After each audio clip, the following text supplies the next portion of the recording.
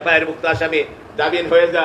আরে ভাই, আমি একটা মামলা নিয়ে জামিন, দেশনেত্রী বেগম খালেদা জিয়া যখন জেলে যা 8 তারিখে, আমার বাসাতে 4 তারিখে আমরা একটা মিটিং করি, 5 তারিখে আমাকে যেভাবে চিলের মতো সুবল মেরে উঠায় নিয়ে গেলেন, উঠায় নিয়ে যায় সেই আমাকে একটার পর একটা মামলা দিয়ে আমাকে আর জামিন দিলেন না, আমাকে 3.5 বছরের অধিক আমাকে জেলখানা থাকতে হইলো।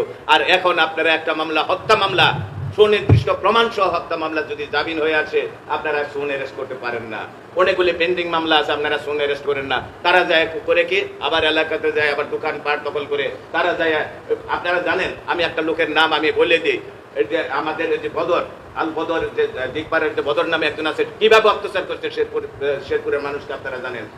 হালিম বদর কিভাবে অত্যাচার করছে, সেই হালিম বদর জামিনে গিয়ে আবার সে শিমুলতলি দোকানপাট দখল করছে, সেই আওয়ামী লীগের, ছাত্রলীগের, যুবলীগের, সে অবৈধ সংগঠনের নেতৃবৃন্দদেরকে নিয়ে তারা যায় ওখানে দখলবাজি করতেছে, চাঁদাবাজি করতেছে। প্রিয় সাংবাদিক ভাইরা, আপনারা এই ব্যাপারগুলি একটু সুষ্ঠুভাবে তদন্ত করে আপনারা সঠিক জিনিসটা লিখবেন। আমরা আপনাদের সাথে আছি, আপনাদের পাশে আগেও ছিলাম, আপনারা জানেন, এখনো আছি, ভবিষ্যতেও থাকবো।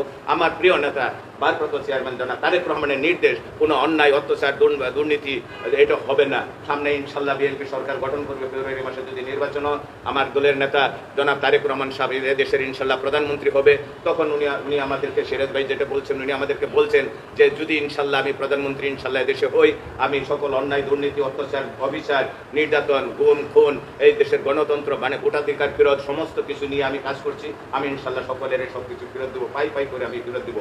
আর যদি কেউ অন্যায়ের সাথে জড়িত থাকে, কোনো পেশাজীবী, আইনজীবী, মানে কোনো শ্রমিক, কোনো দলীয় কোনো নেতাকর্মী, কঠোর হস্তে উনি সেটা ব্যবস্থা নেবেন, কঠিন হস্তে সেটা দমন করবেন। কাজে আপনাদেরকে সার্বিক সহযোগিতা চেয়ে জেলা বিএনপিকে, সকল অঙ্গ সহযোগী সংগঠনের নেতৃবৃন্দকে আপনারা সহযোগিতা করবেন। আমরাও প্রতিশ্রুতি দিচ্ছি যে আমরাও ইনশাল্লাহ সহযোগিতা করব। এই আহ্বান জানিয়ে প্রিয় সাংবাদিক বৃন্দরা, আপনারা যত কষ্ট করে আমার বাসায় আসছেন, অল্প সময়ের মধ্যে আপনাদেরকে ডাক দিতে পাইলাম, আমার মনটা খুব ভরে গেল যে ইতিমধ্যে এই ধরনের এইভাবে বসা আমার জন্য সুযোগ হয় নাই, কিছু বাধ্যবাধকতা ছিল। আজকে প্রাণ খুলে দুইটা কথা বলতে পারলাম, একটু আপনাদের হাসি দেখতে পারলাম, আমার মুখে একটু হাসি আছে, কারণ আমি এখন ঘুমাইতে পারি। আমি ভোটের শব্দ শুনলে এখন আমার পলাইতে হয় না, কোনো জায়গায় যাইতে হয় না।